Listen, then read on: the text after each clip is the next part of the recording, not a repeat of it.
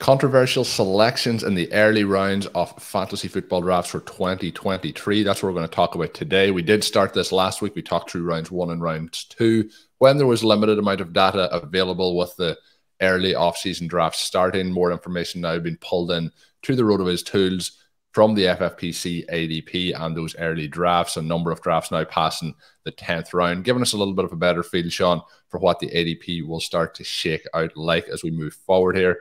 I always enjoy seeing how the ADP sets, how it starts to move a little bit. But a lot of the time when the early ADP sets, it will kind of stay like that without news, unless news breaks, obviously, for the changes to happen. So it's always intriguing to see where some of the edges may be. When we talked last week about this, we went through the opening 2 rounds, but as I mentioned, a little bit less data in there. There's more drafts that have happened. So there is some changes in that time frame. The first round, the players that are in there remain the same. The order slightly changed from player to player, but the first 12 players remaining the same. Some slight changes in the second round. Some of the players we were a little bit surprised by last week, Shawn, that hadn't made it into the second round. We thought they would probably be landing early in that third round, but with the additional drafts are now second round picks.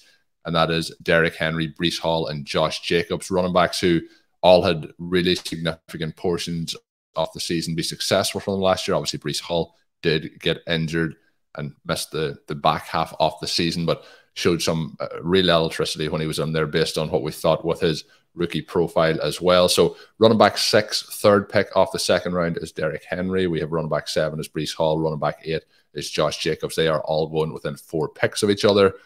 They are the main changes to the second round. They have obviously moved up, and I think it feels, Shawn, like that is the right spot for them. I think Breece Hall has a chance, if the news is positive, to ascend towards round 1. I think the other guys probably stay in the range they are at the moment.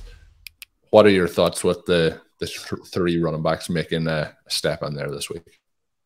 Yeah, I think this is the right range for them. Breece Hall, as you mentioned, is going to be very dependent on the news as we progress throughout the offseason. Right now, things seem fairly optimistic. We're obviously a big believer, but Javonte Williams right now at the 501 as running back 19. That gives a little bit of sense of the range that Hall could experience. Williams not expected to be ready for the beginning of next season, and there's that fear that he could go the J.K. Dobbins route, where maybe he plays, but you have the risk of the setback. Dobbins obviously has most of his season wiped out in 2022, even though in the handful of plays that he got, he looked like an absolute star. So that's kind of the concern with Hall. He could really bounce around. Anytime that he's lower, we'll probably take some shots at him. The tricky part is that he's going to be lower at the points where it's going to feel like there's more risk. But as you go through the offseason, maybe lower your cost basis by actually taking a little bit of that risk. Evaluate each individual report, obviously, as they come out. But right now, we're looking at very balanced drafts. And I think that that is going to be a lot of fun for 2023. Through 2 rounds, 10 running backs, 10 wide receivers. Through 4 rounds, 18 running backs, 18 wide receivers.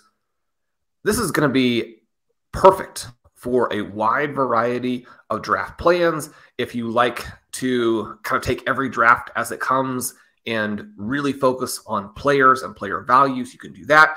If you have an anchor running back or a 0 running back approach, it'll be very effective for that type of strategy. If you like to go running back heavy, you can definitely do it. You're going to have some options there through the first 4 rounds. We discussed last week at how the 2-2-2 format, so 2 running backs, 2 wide receivers, and 2 flex, gives you the opportunity to really push to one side or the other. You can play 4 running backs, you can play 4 wide receivers. That part of it is going to make 2023 so much fun. If you want to do some different things in drafts, you can. If you want to start to plant your flag and say, this is the approach for 2023, or this is my approach, this is how you win, you can do that. And then one of the great things about fantasy football is we'll see who's right. The 2023 results and the money that changes hands will give us a definitive answer, at least for that season, right? One of the things that we discuss in fantasy football and one of the challenges that does arise, but also the thing that does make it just infinitely interesting, I think, is that the lessons from the previous season don't always apply. They can be overlearned. we found out what happened in 2022, and there's going to be a lot to go over from that as we progress through the offseason. But just because it worked in 2022 doesn't mean it'll work in 2023. The results from 2023 don't give us a sense of maybe what's going to work in 2024. But I think this is perfect in terms of early ADP, the ranges that players are going in, the mix of positions early. And Colm, we're going to have a lot to say about tight end and quarterback as well. It sets up so nicely for early drafts to be so much fun. And that's why we're doing this, right? I mean, obviously we want to win. We'd love to hit big and make some money, but this is for fun. And these ADPs right now are perfect for enjoying the draft process. Yeah, there's a lot of fun in here. And a couple of things that you mentioned there, particularly on the Breece Hall side of things, I think part of the reason there's such an advantage of being on the ADP journey from the very, very beginning through to draft season is when it gets to a stage when you're in August into September, you're so comfortable where all these players are going, where they have been, what the process has been throughout the season. And I think anyone that's listening to these shows, Shawn, as we record them, late January, early February into March, they're going to have an edge when it comes to their drafts when it's into crunch time in August, September. And like we've seen throughout the playoffs, the different contests that are available on different websites like the FFPC or Underdog, they're filling up all the time. Those drafts are happening right now. And that there's another thing that makes it just so much fun, is you can get in, test your skills against those different players. The other part you mentioned is the balance. Last week when we talked about those opening 2 rounds, Shawn, it was 13 wide receivers to 7 running backs. And I was thinking, maybe there is going to be an overreaction here to the success that some of the 0 RB teams that we talked about and some of the big contests this year had. But thankfully, through those opening 10 rounds, it's getting pretty balanced along the way. So that is also positive for us. That's going to hopefully give us a little bit of an edge as we work through our process this offseason as well. Moving into round 3, Shawn, T. Higgins was somebody we touched on last week. He was at the back end of round 2. He is the first pick now, wide receiver 11 in the 3rd round. Travis Etienne, running back 11, 2nd pick. The player I want to talk about first, though, is the 3rd pick of the 2nd round. It is Garrett Wilson. Obviously, a lot of questions around, who his quarterback will be entering this year. The early ADP suggests, faith in his talent, faith in his ability, and also probably faith that the Jets are going to do something that's going to be an upgrade on Zach Wilson as the quarterback. So it's going to be interesting to see how that develops. If somebody like, certain reports with potential of maybe an Aaron Rodgers going there, what would they do in the draft? I think it makes it very interesting. But Wilson is somebody that we banged the table quite hard for last year in terms of trying to get him on our rosters as a rookie, entering his 2nd year. Hopefully we'll see a potential 2nd year leap from him. He is one of those talents. If we get a solid quarterback play and that 2nd year leap happens, the ceiling here is extremely high for Garrett Wilson. I think the 303 is a very fair spot, and him ascending into that mid-2nd round, I think, is something that we may see throughout the offseason. It's going to be a challenge. You look at these early ADPs, and the players that we hit on most obviously would be guys like Breece Hall, even though his season is wiped out. I mean, you can't control that portion of it. Someone like a TJ Hawkinson, who's going at 211, a player in Jalen Waddle, who's going 210, Garrett Wilson at the 303, Devontae Smith at the 308. Those probably are biggest hits from last season. Garrett Wilson, someone I absolutely love. I have him more or less in a dead heat with CeeDee Lamb to be the overall wide receiver 3 in Dynasty. It's hard to get much higher than that. When I mentioned that to people as work through some trades, that's basically the wide receiver 1 after Justin Jefferson and Jamar Chase. Right. Right. So you're talking about that guy, the next player after the 2 unreal superstars. And I tend to get some strong reactions, even some expletives back when I explain my ranking of Wilson. And yet, I mean, at wide receiver 12, there's still some upside, but there's also a lot of risk here. It's hard to ignore the fact that they just went out and hired Nathaniel Hackett, the worst head coach of all time, to be their offensive coordinator. Fired a young coach who probably will go to the Rams and immediately rehabilitate his image and go somewhere else and probably be a head coach and be successful. Hackett, one of these guys who, like so many other people, seems to be living off of Aaron Rodgers. And the idea is that you get this guy and you can recruit Aaron Rodgers in a trade or what have you. I don't know. I mean, Colm, like the worst person that you've worked with in your career, if there's a company wanting to hire you and they hire that person and that person calls you up, it's like, come work here, it's great. Are you thinking to yourself, oh yeah, I mean, that's the obvious path. This person who, maybe I like them, but they weren't particularly talented. I don't know. That's probably not the relationship there. But Hackett has not been great as an offensive coordinator at their stops. Obviously, he was not the person who made any part of the Packers run.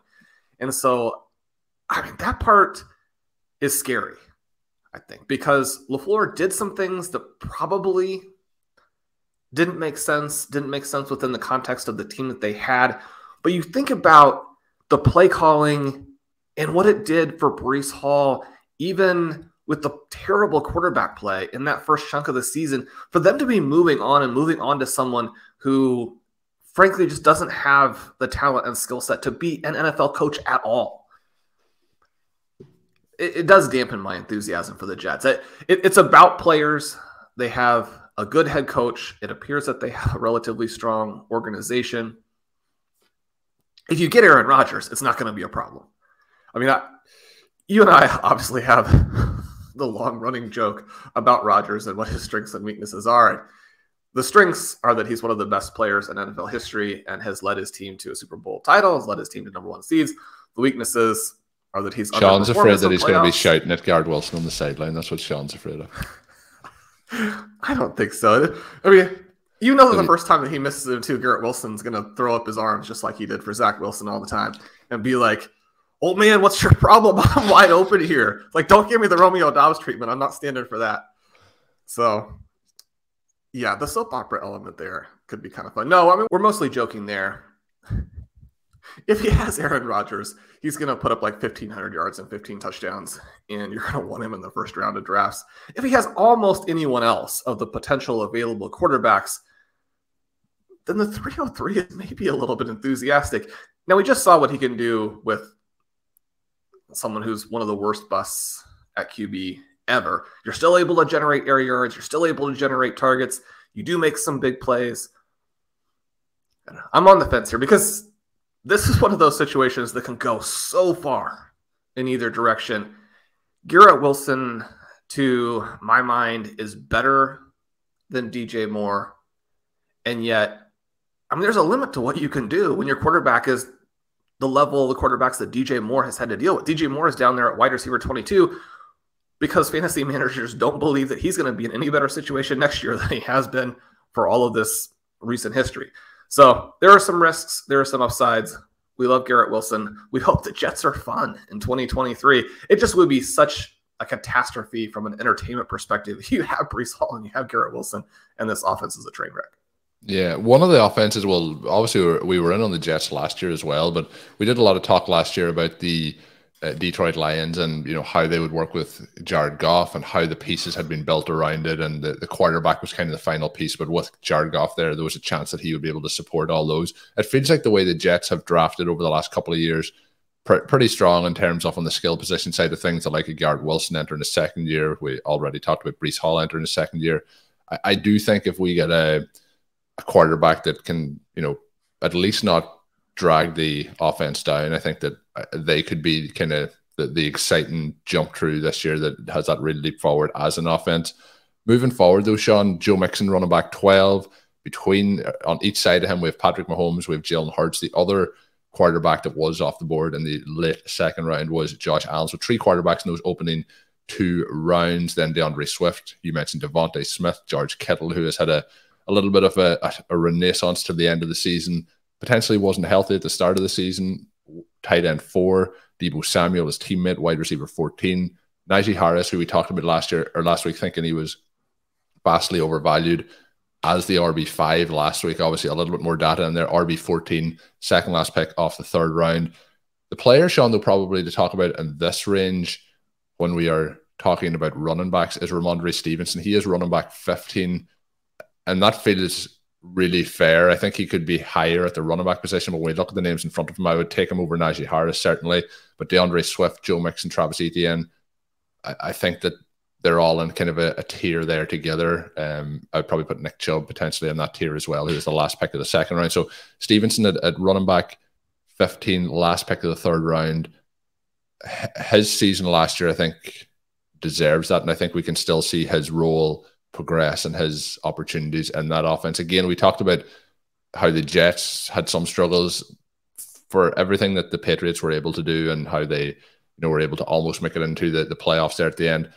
I do think there was a number of issues from play calling to, I think you're a little bit more forgiving on Mac Jones than I am, but I think there is there's a certain limitation that offense presents with him at quarterback. So you're already down on Mac Jones. That was going to be not already down, but just justifiably not. I was never up, I think, is the thing. I've always been kind of at this level. So he's fine, but he's fine. Like I remember last year, Shawn, we drafted, and I think the line was, you don't get up at 2 o'clock in the morning, which was the time we were drafting to draft Jimmy Garoppolo. And I feel similar to Mac Jones. So Mac Jones, again, someone I'm going to pitch for our dynasty team. So we'll see if I can get Colm on board with that. You look at some of the players being drafted in this range. Nick Chubb averaged 13.3 expected points per game this season. Nick Chubb, going to be one of those guys who averages about 5 yards per carry. He's up there among the all-time greats in that stat, which is a stat when you get to that portion of it that is about running back skill. His fantasy points over expectation per game at 3.3. That's the same general range as someone like Austin Eckler, who again ran hot with touchdowns. And I say ran hot, but the skill level there, the talent, what he's able to do in breaking those plays, these are the types of guys that you expect to see at the top of that fantasy points over expectation leaderboard. The point, though, is that you can't draft a player who has that workload at the end of the second round. By contrast, Rhamondre Stevenson, even in a timeshare, even with some health concerns, averages 14.8. His receiving EP per game, 7.6. So a little bit more than half of his value coming as a receiver. They have some other players who could be in the mix next season. They could have another early down running back that steals a little bit of the volume. But Stevenson, as a receiving back and as a plus talent in an offense that almost certainly will continue to be solid for running back scoring and could be a breakout offense next season, it's going to be tricky for me to draft him there. And yet, when you contrast Stevenson to some of the other players in the same range, he definitely looks undervalued. He should probably be going ahead of Najee Harris. I mean, guys who you would expect them to evolve into workloads that are somewhat similar. Now, maybe Harris ends up having the edge, although the big concern with Harris is not just that he's not very talented, that he's inefficient, and that he's going to underperform the workload or maybe not give you that season where he overperforms. So we talk all the time about in these early rounds, 1, 2, 3, 4, that you want to take someone that in their good season, and you're not saying you can necessarily predict where it's going to be, but you're going to be taking guys over the next 1, 2, 3, 4 years. It's not like you only get to draft once. You want your portfolio to include players that are going to have a season that hits, and you're going to have some shares of them when it does hit. And so you want to have a guy who could be in that 19 EP range with a 4 FPOE range. Once you get into the third round, that would be very enthusiastic. But even then, if you're thinking more like it's going to be 14 expected points, but if there are injuries or a breakout, it could jump to 18 EP. Regardless of what you're thinking about there, you want it to be someone where they could outperform that by 2, 3, 4 points per game, because that's where you get the big scores. It's also where you get some of the huge weekly scores that would allow you to win your league. So if Harris and Stevenson evolve in the direction of having similar workloads, you definitely want the guy who's more talented. I don't think there's any question right now who that player is. And then you look at it, compare to some of these guys who are going earlier. I mentioned Nick Chubb, who's running back 10. Travis Etienne, he has to take a big step forward in his receiving usage. You sort of expect that because he was such a dynamic receiver at the collegiate level with the quarterback he has now. Unfortunately, it's a very different head coach. And Doug Peterson does a lot of things well, but he has hurt his running backs in the receiving game. Kind of an odd thing to be true since he's an Andy Reid disciple. But ETN has some concerns at that price. Joe Mixon just wildly overdrafted. I mean, maybe it's a little bit of frustration about what just happened this past weekend where Ben and I lost thousands and thousands and thousands of dollars when they took him out at the goal line and P. Ryan scored instead. But everything that we have seen down the stretch suggests that the Bengals have come around to really everybody else's point of view and the evidence-based point of view, which is that Joe Mixon is just a guy. You can play just a guy in the Bengals offense, and he will score some fantasy points. But the risk of him just not even being the starter is significant. He should be going more in that range that we got Josh Jacobs and Miles Sanders last year. And some listeners are going to say, well, I mean, if he's those guys, then you should draft him where those players scored last year, not where they went last year. But the problem is the Josh Jacobs and Miles Sanders were actually, from an evidence-based perspective and an objective perspective, that's where they should have gone. The fact that they hit 99th percentile outcomes doesn't mean that their actual draft costs weren't appropriate based on the information that we had at that time. Joe Mixon could be drafted at that spot and hit a 10 percentile outcome, and then you're like, well, this is exactly why no one drafts, or no one who knows what they're doing drafts running backs in the dead zone, because these guys are landmines. Anyway, I think Joe Mixon is a little bit, and by a little bit, he's a tough player to draft in round 3. There are a lot of different ways the Bengals could go to get more production next season. So it feels like Joe Mixon will not be on the draft board at all. I'm good with that, Shawn, for our drafts this season.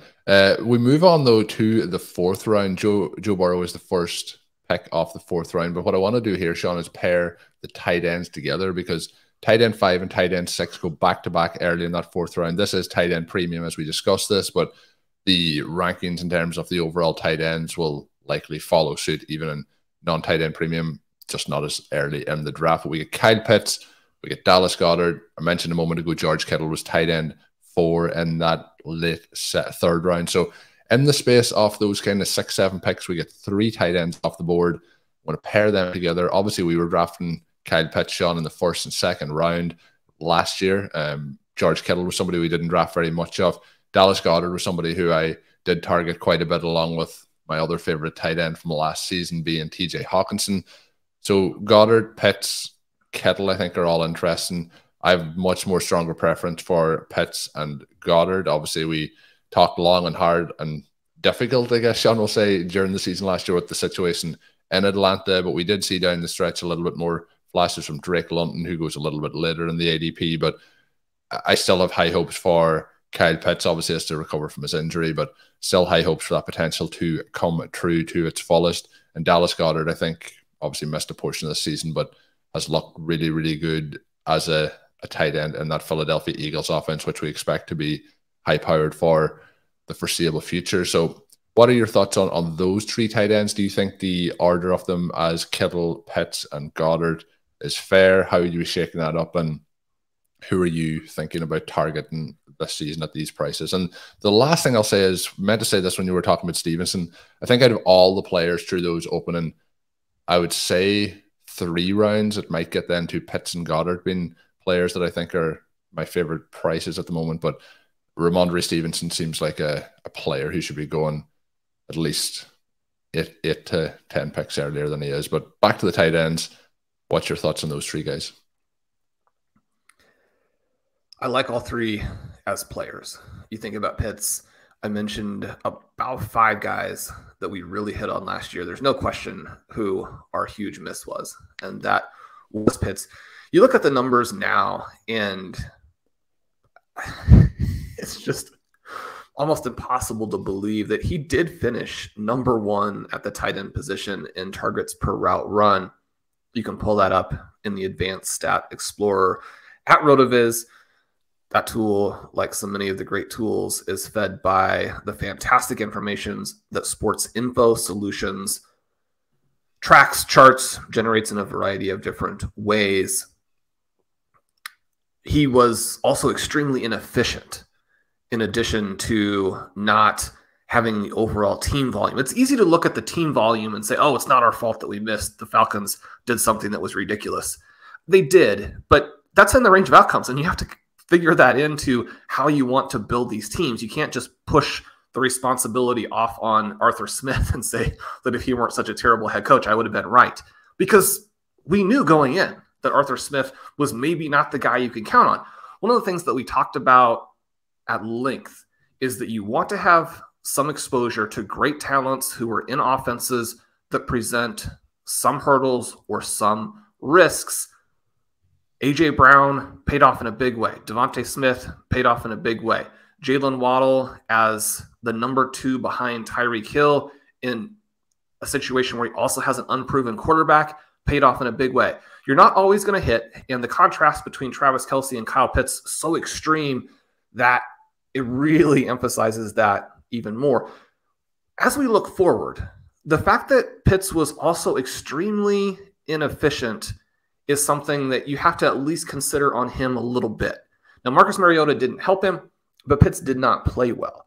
That doesn't eliminate who he is in terms of what he did in 2020 in college, what he did in 2021 as a rookie, where he was historically productive. But it is something that you have to think about a little bit, because now we have two things that we have to get over. You have whatever his issues are. You have the fact that he may simply just not be as good as Drake London, even though he had such a fantastic rookie year, partly because there wasn't a lot of target competition. I mean, that part factors in as well. But if he is the number 2 behind Drake London and the quarterback is still terrible, the coach evidently still going to be Arthur Smith. So you have quite a few risks.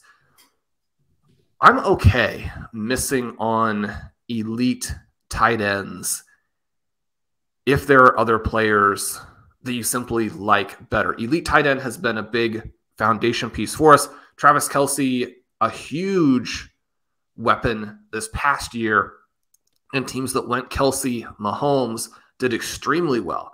So this is yet another season where the results themselves tell you that that star tight end can be the difference between having tournament winning upside and just having a good team. So I'm not saying I'm off of these guys as a group or off of taking that shot and wanting to have almost an extra starting position on your roster. But the price for George Kittle, with all of the uncertainty in terms of him specifically, some of the injuries he's had, the fact that he is maybe not the same guy. And the stats pretty strongly suggest he's not the same guy that he was 2-3 years ago. With Dallas Goedert, I mean, that offense, you think about what's happened in the 2 playoff games. 2023 could present a scenario where the Eagles are so good that they blow everybody out and they just have almost no passing volume in the second half of games. Kyle Pitts, the risks are obvious. I'm going to be sprinkling some of these guys in. I think that you have to have some Goddard. I think Pitts could fall from this spot, and you have to have some Pitts. But I don't think that any of these players are a must draft. Yeah, and I think it's going to be interesting, again, when we start to get to the point of discussing how you would set up your draft board, which players you're trying to get, and then how those teams would fit together. I think it will become very interesting looking through these rounds. And some of the players then going in the 4th round who would be in competition for that selection. DeAndre Hopkins obviously was a lot lower than this last year based on the suspension, but is back. Hopefully he'll be healthy. But he is a year older, and I was a little bit surprised to see him as high as the wide receiver 15. That is in the 4th pick off the 4th round. Then DK Metcalf, Chris Olave. Then we get Tony Pollard, Dalvin Cook, Aaron Jones, and a kind of a running back area where there's some question marks is where this comes up. We're not going to get into the 5th round today, but you mentioned Javonte Williams. He is the 1st pick of the 5th round. So some question marks around the running backs in this range. Obviously Pollard with the injury and the contract situation. Dalvin Cook dropping down. Probably one of the most significant drops along with Kyle Pitts from 2022 ADP, going from the 1st round down to the late 4th for him. Then we get Aaron Jones, Lamar Jackson. We'll see what happens with his contract situation. Then we get Chris Godwin.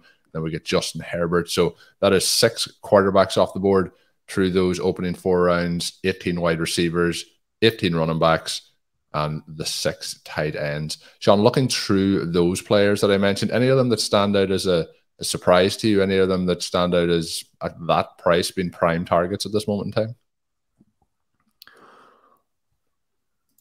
We're going to have to see what some of these teams do at running back. The injury to Pollard and the uncertainty that kind of creates in terms of where he will be. And there was uncertainty already, but it heightens that. I think knocks him down from where he would have been a mid-third round selection. Dalvin Cook could have more legitimate competition for the starting role next year. And that's within this environment where the Vikings offense did go to a scheme that favored Justin Jefferson, which you would hope and expect their scheme would do, that really emphasized TJ Hawkinson down the stretch. Dalvin Cook did have some breakout runs, but outside of the real highlight plays, he didn't look like the same guy on a down-to-down basis at his age. That's going to be a huge red flag for him. Aaron Jones and the Packers, you see him here in round 4 this year.